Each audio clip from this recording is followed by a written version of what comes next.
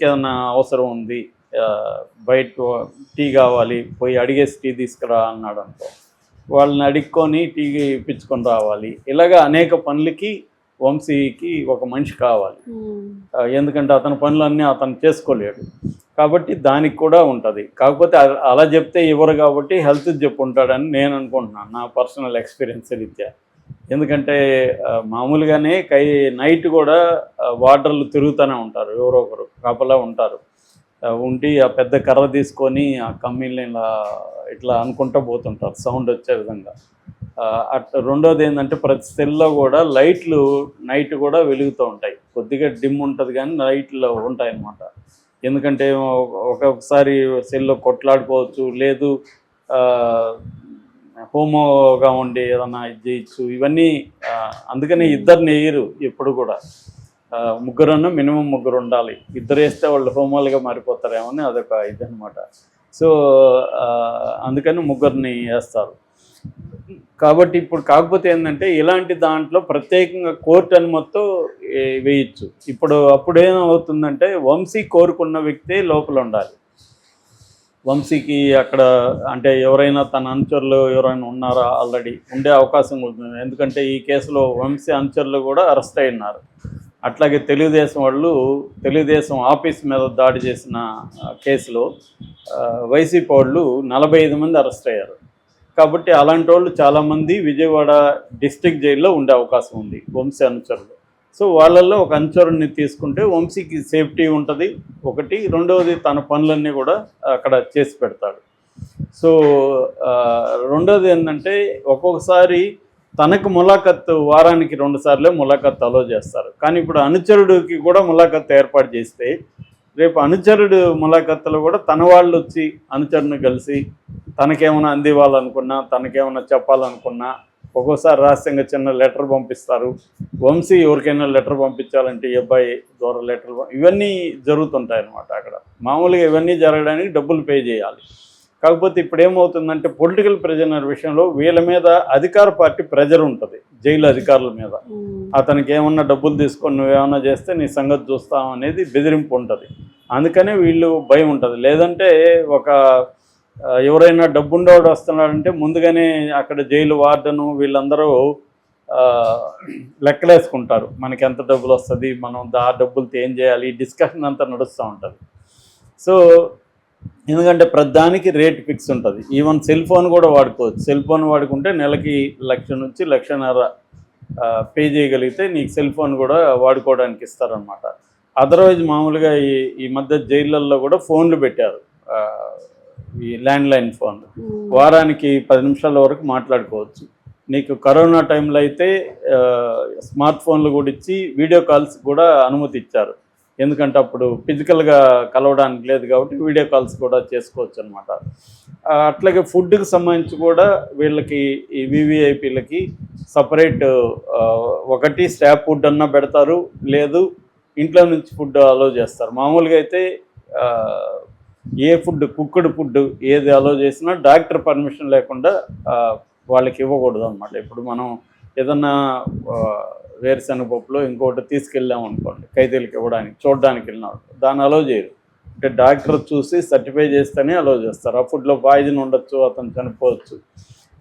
అందుకని ఫుడ్ అలో చేయరు బయట నుంచి, కానీ డబ్బు ఉంటే అలో చేస్తారు. రెండోది పెద్ద జైళ్ళల్లో అయితే దోశలు ఇడ్లీలు ఇవే అమ్ముతారు కూడా అక్కడే, అది అనఫ్సేల్గా అమ్ముతారు. మొన్న ఒక ఫ్రెండ్ చెప్తున్నాడు, అక్కడ బెంగళూరు పరపనగ్రహారం నుంచి 3 నెలలు ఉండి వచ్చాడు అతను ఏం చెప్తానంటే ప్రతి బ్యారక్లో కూడా ఒక చిన్న షాప్ పెట్టుకుంటారంట. దాంట్లో సిగరెట్లు, బీడీలు, ఇడ్లీ వడ, దోశ ఇవి అమ్ముతారు. దోశ 200 అని చెప్పాడు అతను. సో ఆ కైండ్ ఆఫ్ డబ్బులు ఉంటే మన డబ్బులు ఎట్లా ఉంటుందంటే ప్రతి జైల్లో ఈ మధ్య చిన్న వ్యవస్థను ఏర్పాటు చేశారు. అక్కడ రిసెప్షన్లో పోయి మనం డబ్బులు ఇస్తే మన జైల్లో మన ఫ్రెండో బంధువు ఖైదీగా ఉంటే ఆ ఖైదీ అకౌంట్లకి డబ్బులు వెళ్ళిపోతాయి. అతనికి కొన్ని టోకన్లు ఇస్తారు. చాలా జైళ్ళల్లో డబ్బులు కూడా డైరెక్ట్గా మనం ఇచ్చేయచ్చు వాళ్ళకి, వాళ్ళు కూడా డబ్బులు దాచిపెట్టుకుంటారు. ఈ డబ్బుల్ని పెట్టుకొని అక్కడ ఇడ్లీ వడ కొనుక్కొని రోజు తినచ్చు. సిగరెట్లు మామూలుగా ఏంటంటే చాలామంది సిగరెట్లు బీడీలు అలవాటు ఉండేవాళ్ళు జైల్లో అసలు తట్టుకోలేరు. సిగరెట్లు బీడీలు లేకపోతే వాళ్ళు ఏ పనున్నా చేస్తాను నాకు సిగరెట్లు ఇప్పిస్తే అనే పనిలో ఉంటారు వాళ్ళు. సో నేనున్నప్పుడు కూడా చాలామందికి బీడీలు సిగరెట్లు తెప్పించేవాడిని. ఎవరన్నా నన్ను చూడడానికి వస్తే ముందే చెప్పేవాడిని, నువ్వు వస్తా పట్టుకురా, వీళ్ళకి ఇచ్చేవాడిని. సో వాళ్ళందరూ నన్ను దేవుళ్ళలాగా చూసేవాళ్ళు అనమాట. సో అలా వాళ్ళు ఎందుకంటే అది చాలా ఇబ్బందిగా ఉంటుంది వాళ్ళకి తాగా అలవాటైపోయినాయి. రెండవది డ్రగ్స్ కూడా ఈ మధ్య చాలామంది అలవాటైపోయారు. ఇదే పరపనాగ్రహంలో మా ఫ్రెండ్ చెప్పిన దాని ప్రకారం 70% ఖైదీలు డ్రగ్స్ యూజ్ చేస్తున్నారు. అక్కడ డ్రగ్ అనేది కూడా పెద్ద బిజినెస్. అట్లాగే బిహైండ్ ద బార్స్ అనే ఒక బుక్ వచ్చింది ఆ మధ్య. సునేత్ర అనేవిడ రాసింది ఆ పుస్తకాన్ని. ఆమె ప్రత్యేకంగా ఈ ఫేమస్ ఖైదీలు తిహార్ జైళ్ళల్లో ఎలా ఉన్నారు అనేది ఆ బుక్ అనమాట.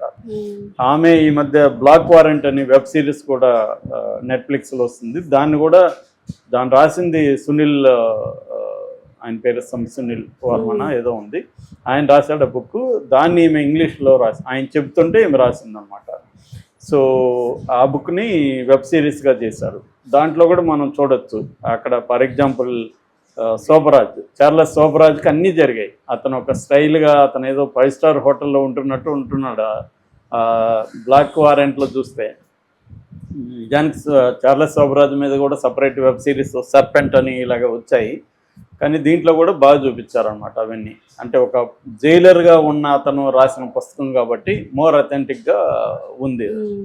సో అలాగా మామూలుగా అయితే డబ్బులు ఉన్న వాళ్ళకి అందరినీ నడుస్తాయి. కానీ ఇక్కడ కక్ష కట్టుకొని వీళ్ళ మీద కేసులు పెడుతున్నారు కాబట్టి వీళ్ళకి జైల్లో కూడా వీళ్ళని వేధించాలనేది ప్రభుత్వ ఉద్దేశం కాబట్టి వంశీ, కృష్ణమురళి వీళ్ళకి అందరికీ జైళ్ళల్లో నరకం ఖచ్చితంగా చూపిస్తారు. ఎందుకంటే అది నేను చాలాసార్లు చెప్పాను, మార్నింగ్ లేచి టాయిలెట్ దగ్గర నుంచి టాయిలెట్ వీళ్ళకి ఏమి వెస్ట్రన్ కమార్డ్స్ ఉండవు, మురిగ్గా ఉంటాయి. అవి ఒకసారి ఓపెన్గా ఉంటాయి. ఎదుట చొంబు పట్టుకొని ఒక నిలబడి ఉంటాడు ఖైదీ, నువ్వు లేస్తే నేను కూర్చుంటానని. సో వీడు ఎదురుగా కూర్చోవాలి. వీళ్ళకి అలవాటు ఉండదు ఇట్లాంటివన్నీ. రెండోది ఏజ్ అయిపోయింది, మోకాళ్ళు లొంగవు. యోగా గీగా చేస్తుంటే తప్ప ఇవన్నీ జరగవు. ఆ మధ్య కూడా చాలామంది సీనియర్ వాళ్ళకి మోకాళ్ళు పగిలిపోయి కోర్టులకు విన్నవించుకున్న సంఘటనలు ఉన్నాయి. వాళ్ళు కనీసం ఒక కుర్చీ ఇవ్వండి నాకు, అక్కడ వేసుకొని కూర్చుంటానంటే కూడా అలో చేయరు వాళ్ళు. సో ఇలాగా అక్కడి నుంచి ఫుడ్ మేజర్ ప్రాబ్లం. రెండవది ఫుడ్ ఇప్పుడు వీళ్ళు వంశీ, పోసాని వీళ్ళకి అందరికీ ఒక డైట్ ఉంటుంది వాళ్ళకి. ఎందుకంటే హెల్త్ ఇష్యూస్ ఉన్నాయి కాబట్టి ఆ డైట్ అక్కడేముండదు, వాడేం పెడితే తినాలి. అది కూడా వీళ్ళకి టైమింగ్స్ మారిపోతాయి. సో ఫుడ్ మేజర్ రెండో ప్రాబ్లం. మూడో ప్రాబ్లం స్లీప్. ఇప్పుడు ఎండాకాలం స్టార్ట్ అయింది, ఆల్రెడీ వాసిపోతుంది వీళ్ళందరికీ. అక్కడ ఫ్యాన్ అది ఆ గాలి వస్తుందో రాదు తెలియదు. సో వేడికి దోమలు ఉంటాయి, వేడి అండ్ దోమలు. సో నిద్ర చాలా కష్టం. సో కాకపోతే ఖాళీగా ఉంటారు కాబట్టి రోజంతా ఎప్పుడో పగులు పడుకోవాలి. మొత్తానికి కంప్లీట్ డిస్టర్బ్ అయిపోతుంది.